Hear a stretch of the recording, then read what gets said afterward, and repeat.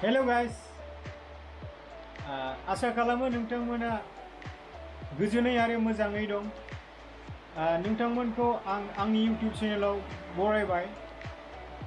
आंनि मुङा बासिराम बसुमतारी, आं क'क्राझारनि।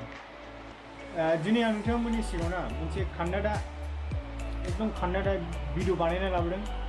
एसे इन्टारेस्टिं जानो हागौ। जों बयबो मिथिगौ दि दासान्दि जोबोद अखा हागासिनो दं। बे अखा हाबाय नालाय बिराद दैबाना जाबाय नालाय गायखानाय आबादफ्राबो खहा जालांबाय। जोंनाबो गायखानाय माइया एकदम खहा जानानै थैब्रनानैसो दं देग्लाय अखायानो बाराद्रायबा। आरो सोरबाथ' दै खुरखानानै हाफ्रा खुरखालांजोबबावबायसो सोरबा जोबोद खहा। जेखि जाया मानो आं मोनसे खान्दादा भिडिअ बानायदों। नोंथाङा बे भिडिअखौ नायनानैसो इन्टारेस्ट बा नायनो हागोन।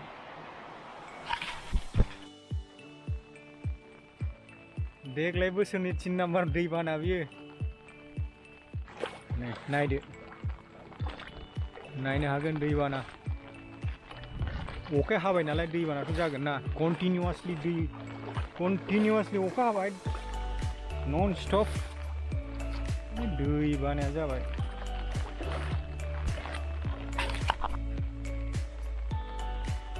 दुब्लि नायफैदों ओरैनो। दुब्लिनि आबादफ्रा आजिखालि मारै सोलिगासिनो दं आबादफ्रा। जोंनि नङा खिन्थु मालायनिसो, होमब्लाबो बेरायथावनो। नुनो मोनबायदि बोरि हाफोर गायखांनाय माइफोरा दैजों थैब्रथ'वाखै, नाथाय दलहाफोरना बांसिनानो थैब्रनानै दं। बिदिनो कन्टिनिउवास अखा हाबावनांगौब्ला खहा जागोन बयनाबो। माथो खालामबावनो, नैबे दुब्लिया जोंनिमोनलै। दैबानासो जाना दंजोबो माथो। मिन्थिया माला दैया रानगोन। जुदि बेबायदि बानाया जाबाय थानांगौबा साफ्फा आबादा खहा जाजोबगोन। नायसै माला रानो। नैबे जोंनि नङा, गुबुननि, बिसिनाबो एखे कन्डिसना एखे। बिथाङा सासे गेदेरमा ससियेल वर्कारमोन आरो जों बयबो बिथांखौ मावथि जोहोलाव गुजोन बसुमतारी मुंजों मान होयो। भिडिअखौ जोबजासिम नायबाय था। बिथांनि बादै सुंद'यै आं फोरमायलांगोन। नैबे गिदिर फुख्रि जेराव गिदिर ना मोनो आरो बेनि नाखौ गांजेमा बाजार, थिथागुरि बाजार, खोरन्दुला बायदि बाजाराव फानहैयो। नोंथांमोना इन्टारेस्ट दंबा बायनानै जानो हागोन।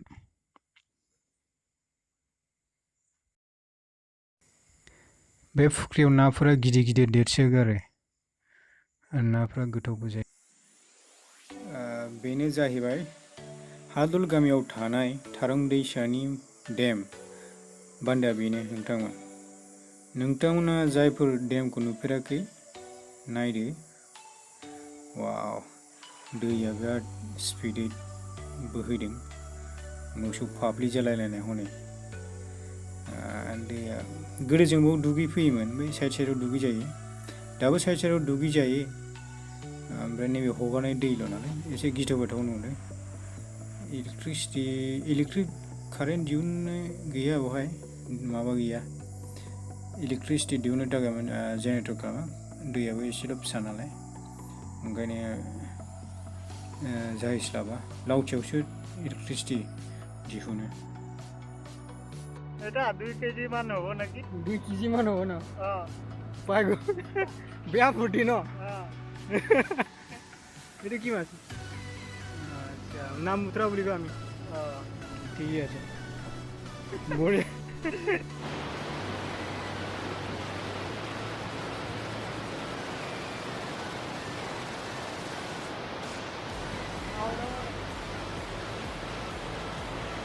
बामिखौ माला मोनगोन? डाइरेक्ट मोनबाथाय जौ गोरान गंसे गिफ्ट। नामावबो मोनगोन बामि मासेयाव जौ गोरान मोनसे अननानै हगारफिनबाय।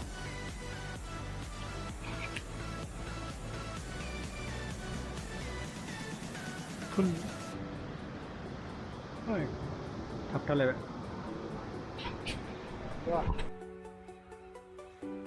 आरो फंबायमोन बिसोरो आसोरफ्रा ना बोनगासिनो दं मोनथ'वाखै नाखौ बोनगासिनो बिसोरो आं दा बहाय जिरायफैबाय ओरैनो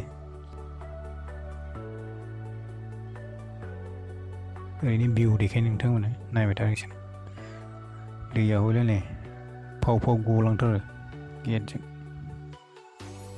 नै दैया एकदम बिराद खरा बे गलांबाथाय गिनांगौ नै आंना स्कुलाव नै गोथां नैबे साइड भिउ नायदो बेखौ नै हाजोखौ नुहुरो खयथा मासे 2 किल' मागुर बायदि नै दैखौ नायदो बेसेबां खरा बोहैयो बेसेबां खरा बारजुमो दैया नायनानै माथो इलेक्ट्रिक कारेन्ट जेनेरेटसो जागोन नामा टारबाइन लगायबा नै गिदिंलायबाय दैया ओइ नारजांगिरि हाजो बे हाजोआव फेस्टिभेल जायो बैसागु समाव मालाबा थाङो बैसागु समाव ओइ हाजोआ गोथां खालार नुहुरदों दैया नुवाखै फाव फाव फावनो बेवहाय बे दैया जाहैबाय गेटनिफ्राय हगार हरनाय दै माने दै बारजुमनाय बेयो मोसौ फाफ्लि बायदि जायो नायदो नायदो बोहैनाय गिथाव गोथावनो मोसौ फाफ्लि बायदि जायो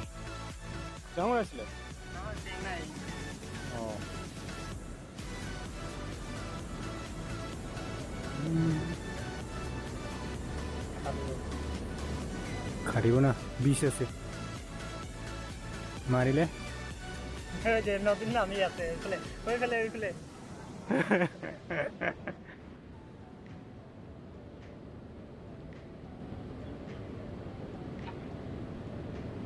ভিডিও দিম দে একো প্রবলেম নাই ন ঠিক আছে ধন্যবাদ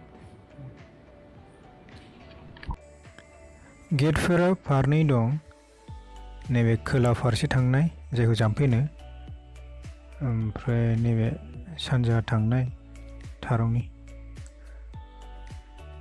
नै नामासो होनो बिथां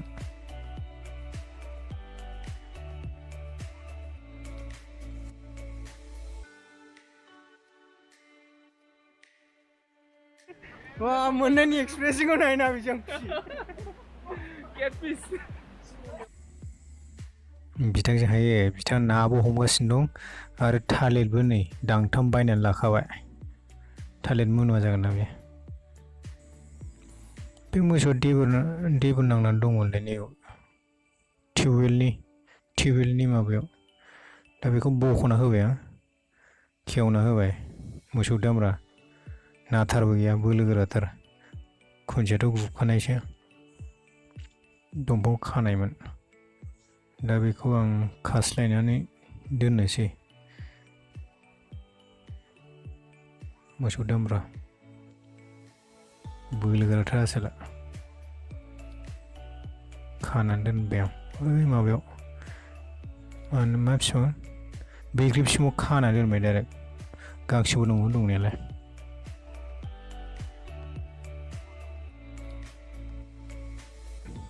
बेयो जाहैबाय गेट सुइस गेटनि हाबनाय मोनसे गेट नाम लिरनाय दङ खिथानो मोननाय जायासै देखायनायासै नैबे जाबाय जोहोलाव गुजुरन बसुमतारी रड थिथागुरिनिफ्राय सालाकाटिसिम बे रडआ बे फैनानै नैबेयावनो बिथांनि स्टेचुआ दहाय आं सिगाङाव देखायनाया नैबे बिथांनि स्टेचु बिथाङा सासे गिदिर ससियेल वर्कारमोन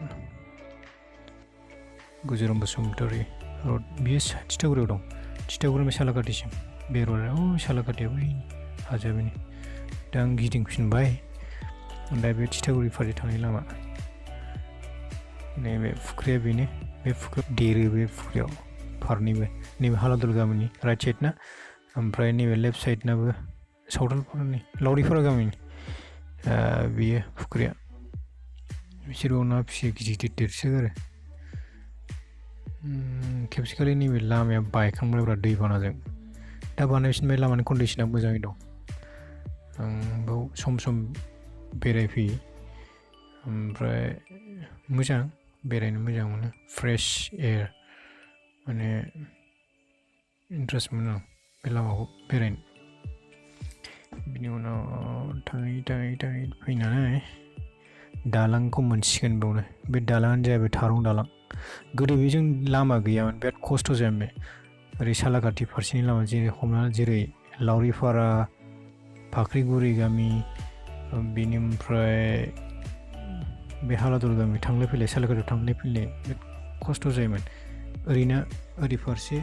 ओरै फारसेना थांनो खस्थ' ओरै फारसे थांनो खस्थ' लामा बे नैबे दालां बानायनो थाखायसो बे लामाया मोजां जाबाय थांलाय फैलाय हान्थामेला खालामनो थाखाय बेनो दैया बे एन्ट्रि खालामनाय बे दैया थारं दैया बेनो बैयाव सुइस गेटआव हाबहैयो बे दैया ओरै खोला फारसे जाम्फै थांबाय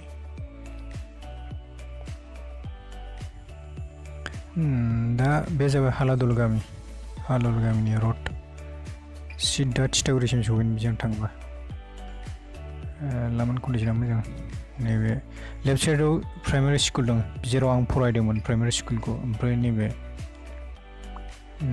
हालादल एम इ स्कुल बेयावबो आं फरायदोंमोन एम इ स्कुलाव आं बेयावनो फरायदों क्लास 7सिम बेनि उनाव नैबे